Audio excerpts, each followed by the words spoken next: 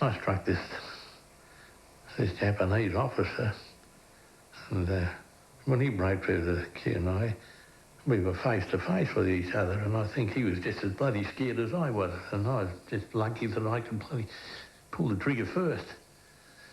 Anyway, that was an experience that I wouldn't like to ever handle again, because that haunted me for years.